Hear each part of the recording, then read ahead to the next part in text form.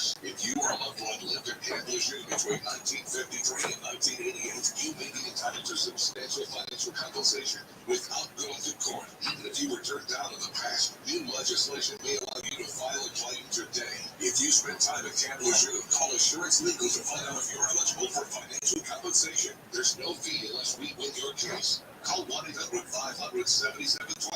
That's 1-800-500-7712. If you have COPD, asthma, chronic bronchitis, we can help you breathe a little easier. Meant for home may be the solution to your breathing problem with our portable nebulizer and medications. Independent studies have shown a nebulizer can be easier to use and more effective than an inhaler. And with Medicare, your nebulizer and medications may be covered by your Part B benefits. We're a specialty pharmacy that has been helping people since 1998. We're home and for home connect, and we'll do whatever we can to make things easier. We deal with your doctor, handle all the paperwork, delivered to your door with no additional cost for shipment. From you towards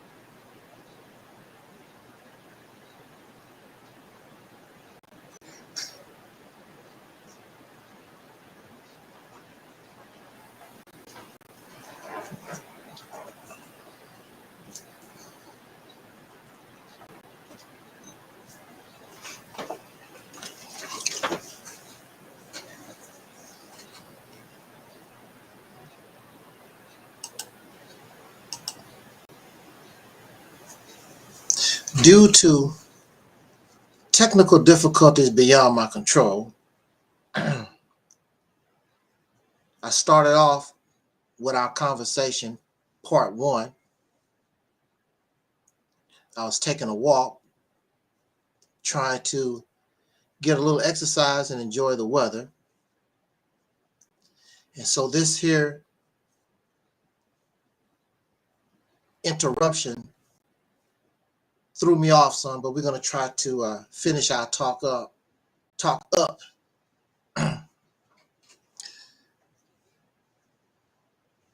Being pro-Black,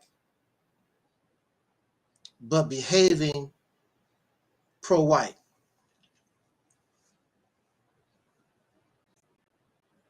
As we said in part one before technical difficulties, we are surrounded by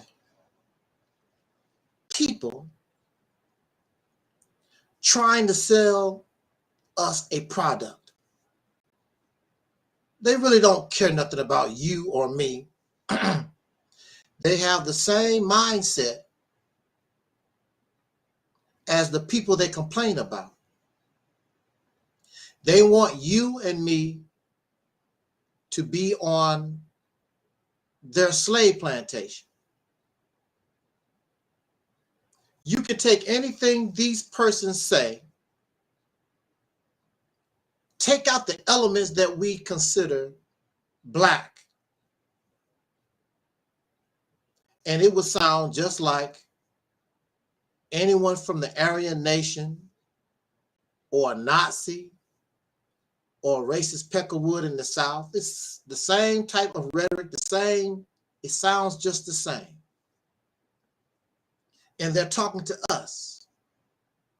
They're using the same vernacular as racists, but they love us. I love the Black people. I love us. I love you. But they talk to us like we are dumb farm animals. Without them, we can't function. Without their supreme knowledge, we can't exist. It's an arrogant attitude. So what brings me to this topic, on social media, I make certain posts, especially it sounds, well, it doesn't make any difference, young or old, because there are stupid, out of date, elderly people, my age and older. There are, of course, stupid young people that copy them. They bring nothing of self-discovery. That's why they have to quote the Holy Bible. They quote the Quran. They quote John Henry Clark, Dr. Ben, Ashraf Kwesi, whoever is their favorite source of research and getting the information. I learned this from Sonetta TV. None of it is self-discovery. All of it is plagiarism and regurgitation. So when they meet somebody like me, they can't comprehend, because I'm not coming back to you, well, the Bible say, and the Quran say, and the statistics, and all this other stuff. I come back with me. They have to, and copying somebody else. And when they come across a question, or they come across somebody of whom they were not programmed to deal with, it messes their mind up. But the thing about anger and emotion is that it brings the real you out. They have no interest in us like that.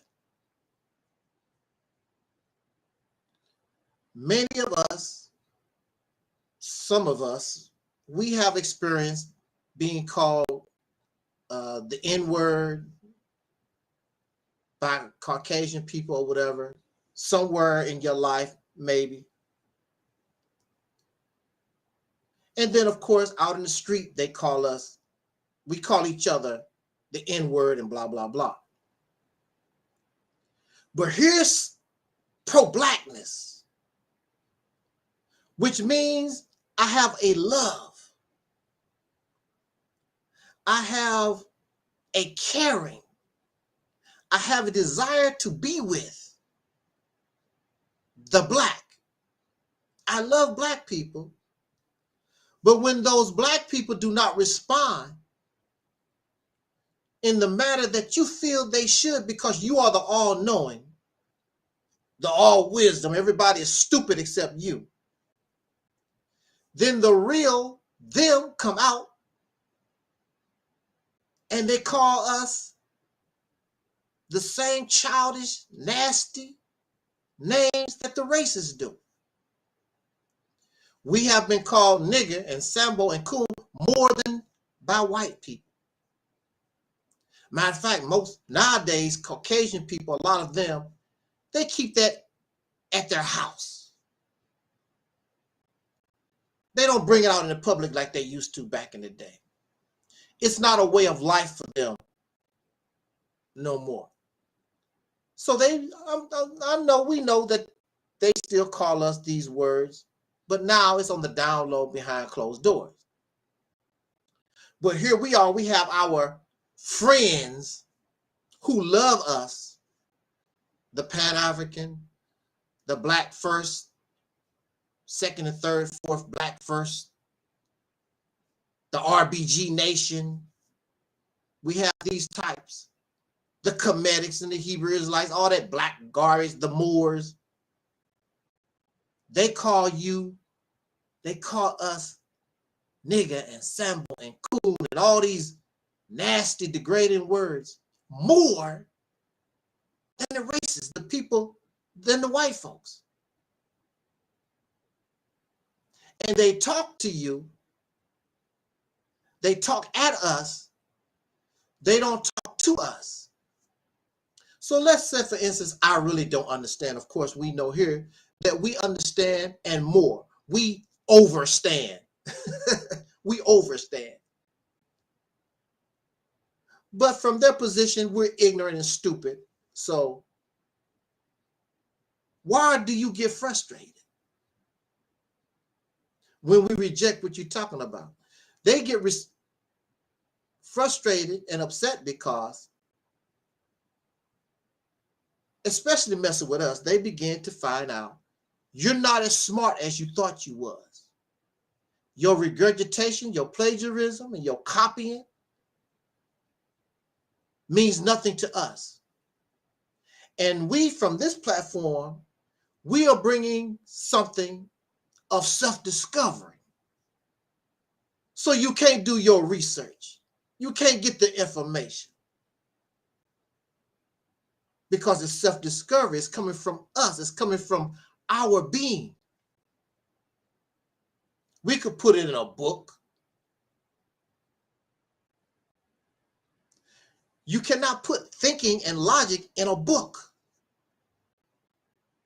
You can only express, but you cannot actually show the analytical process. You can't put that in a book. And we're bringing those things that you say all the time, except we are bringing the full story. We are trying to bring the whole essence of the story instead of trying to paint a narrative. And so they get angry and are upset. Pro-Black, Pan-Africanism, all these things, if you really do your research and get the information, you will see all of them. All of it is the offspring of pro-whiteness. That's where it comes from. There was no black first until there was white first. There was no Pan-Africanism until there was racism. All these things did not exist. They are a consequence, they are a result, and they are founded in white racism. The only thing these persons want is to replace the whiteness with blackness. They would tell you, fear of a black planet. There are Chinese people. There are many other kinds of people, Mexican. There are all kinds of people on this earth. But they want to tell us about fear of a black planet. The same concept as the racists. There was no fear of a black planet prior to white racism. They are the ones that brought this concept of racial superiority and race. Black, colored, African, Negro, all these are labels and identities that come from up out of the European racist construct.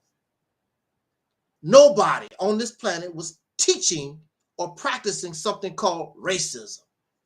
Racism was created by Europeans in the late 1790s.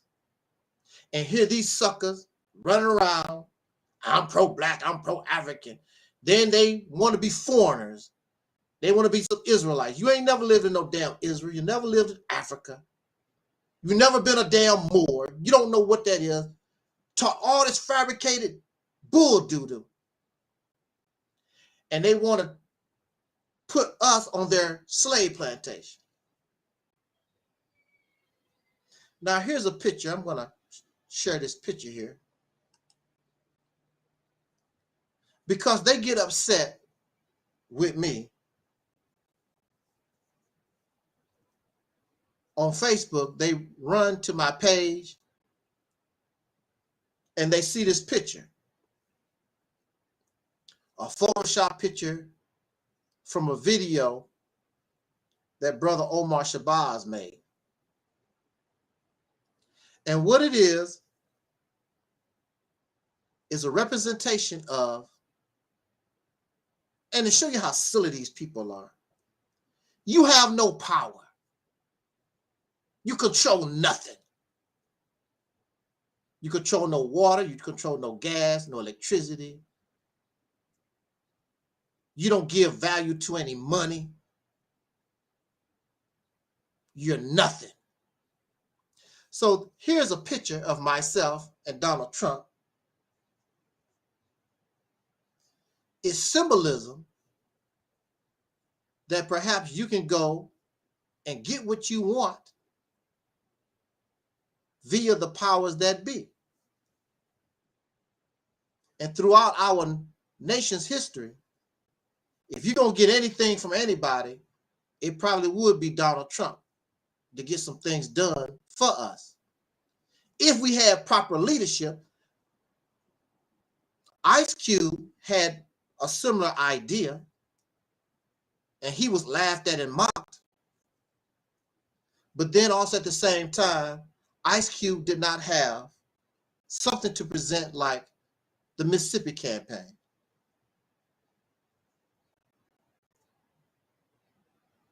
These idiots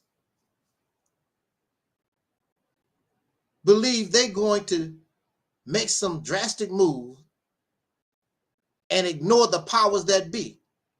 The fact that you are using the internet tells us you have no power. You don't control the internet. The money that you're using and you're begging other black people for does not have your picture on it. It has the image of George Washington, Thomas Jefferson, Ben Franklin. That's not you. You can't even get a cup of water for yourself. You have to pay the water bill. You have to pay another man to bring water into your house. Put gas in your car. But you're going to call me and want to make mockery of black folks, soul brothers and sisters, who use the system because this is all we got. And that's all you got, you piece of trash. We have to go through them. What if them cut you off? You talking all this pro-black Pan-African garbage. What if they could? I wish they could cut you off. Let's see what you do. You so high and mighty, and you can do so in Africa this and Africa that. I want to see what happened to you. These folks live in la la land delusions.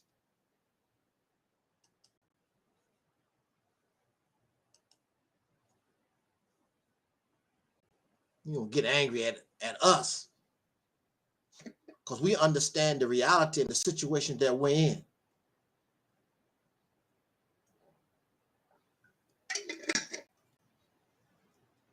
We understand the diversity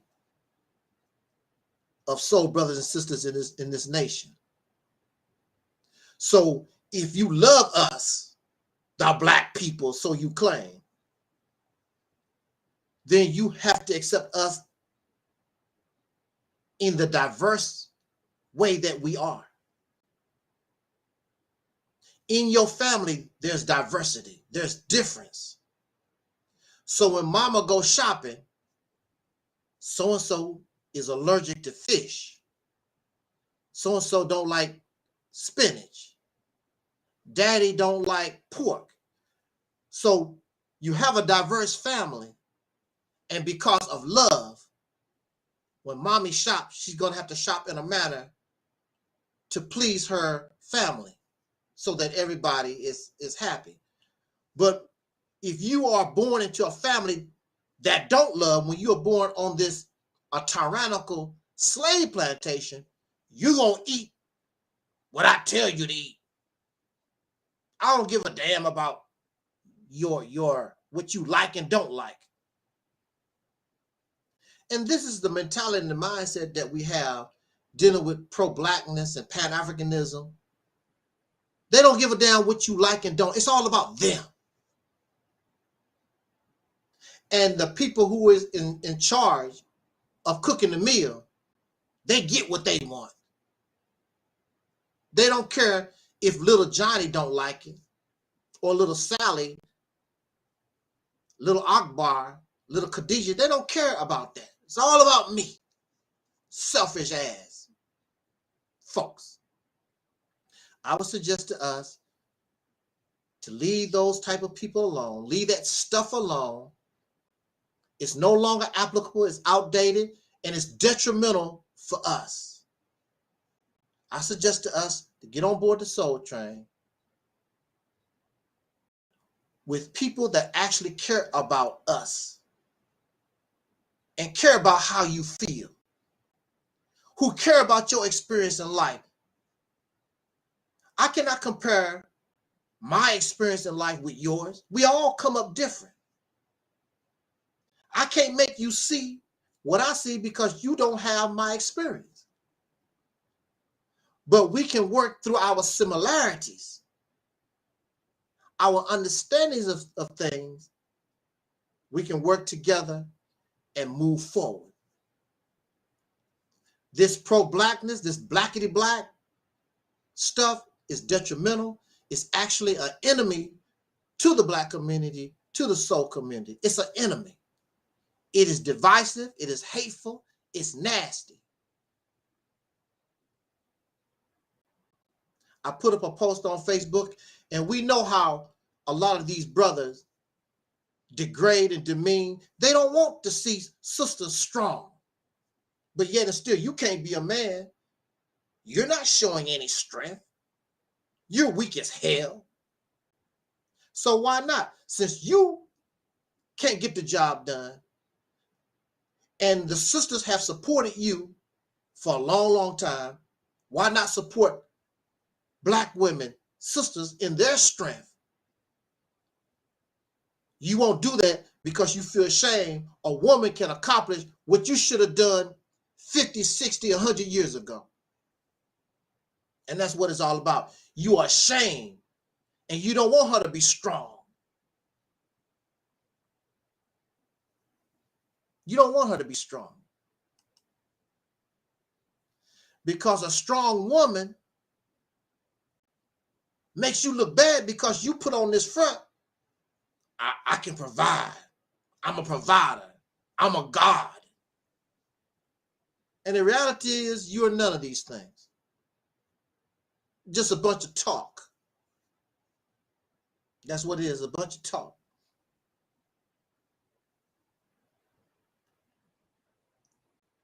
They don't like Angel Snub Nub 7. They don't like us here because we represent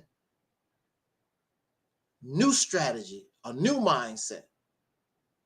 And we have taken ourselves out of the race sickness. How can you be part of the sickness and expect to get well? I'm going to say that again and we're going to get out of here. How can you participate and be part of the sickness and then you expect to get well? What put us in the condition that we find ourselves in is racism. And then you're going to concoct, fabricate, make your own brand of racism, and that's supposed to solve our problem. Well, you've been pro-black and y'all been Pan-African, what, over 100 years. What has it done for you lately? It's made your situation worse because you have become like the people you got it from, nasty and hateful toward the black people, toward soul brothers and sisters, the people that you claim that's who you want to uplift. And you cannot uplift us when you hate us. You cannot uplift us when we are diverse. And you can't tolerate our differences. You want everybody to be a clone of what you feel they should be, like you, a damn clone, a zombie. And I'm so happy that the masses of the people, I'm so happy that the majority of black folks would rather be a drunk. They'd rather go to prison. They'd rather be an illiterate. They'd rather be anything except like you. That's a shame. When we should be, those of us who claim to be awakened, they should look at us like, wow, I want to be like them. We should be the examples of better. Instead, we are examples of being foul. What is the old saying? You catch more bees with honey than vinegar. How do you benefit talking to folks with vinegar? I know most men, a lot of men who are good at romancing women. How you doing, honey? What's up, baby? You're nice to people when you're trying to, even salespeople. How you doing, sir? How you doing, ma'am? They shake your hand. How's the family? How's the dog? Now, a deceiver uses this so they can get over. Well, how you doing, Alma? Nice to meet you, blah, blah, blah. That's a beautiful car, wonderful car, runs good, blah, blah, blah. 30 days later, something wrong with this car. Well, that's your problem. No more smiles, no more handshakes, no more how's the family. That's your problem. I sold the car to you as is. And this is the attitude and the mindset of Pan-Africans and pro-blackness. They smile and they skin and grin in your face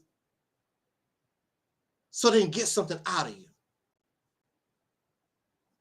You should be sick of that. And I understand why a lot of brothers and sisters, black people, soul brothers and sisters in this country, I understand why we're not gravitating toward none of these organizations and none of these situations, because we're sick of it. We're sick of being damn losers. We're sick of the fake ass people giving our money and our time, and we don't get anywhere. I understand. But you can become part of a winning situation when you come here. Because I'm not materialistic. I don't care about gold and diamonds. I don't care about living in a big house. I don't care about nobody's money. The only thing I care about, and the only thing I want before I close my eyes, I want to see us in a better place. I care about you. I care about what you like and don't like. I care about how you feel. Because you have feelings. You're not a dumb herd animal. I care about your opinion. I care about what you believe in. And we can work with those things as a team. I'm not all in your personal business. The law this. And you had nothing to do with creating the law. Well, you have to obey the law. We have to obey the code. And you have nothing to do with the creation of these laws and these codes. Somebody always telling us what we can and cannot do. We should be sick of slavery, regardless if the master is a white man or a Chinese or another Negro. You can kick rocks. What's the sense of separating yourself from Caucasian people because they the devil, just to go live with some black devils who probably gonna be worse? I say, just like in the scriptures, it talks about the God, that we become gods and we bring in a new heaven and a new earth, and the former things shall pass away. That's what we are about. We are about a new heaven and a new earth. We are the gods. And the former things shall pass away. We are the creators. We are the new. Those things we don't need anymore, because this is our time, our way. And our way will be that of true freedom, justice, and equality for everybody. All humanity should be happy that this platform, that this mindset, the Reality's Temple on Earth Internet Ministry exists, because it is in the best interest not only of soul brothers and sisters, it's in the best interest of the whole human family. So no matter where you go on this earth, you'll be treated the same and in peace and in love, because we in this together. But as long as we have this racist mindset, it's a poison of all human beings. It's a poison for men to put women in the condition that we see women all over the earth, deny women the right to education and opportunity. That's a poison, and it's detrimental to the human family. We should want this change. We should want to get up out of religion and spirituality. These things are rigid in the mind and keep you in a place where you don't belong.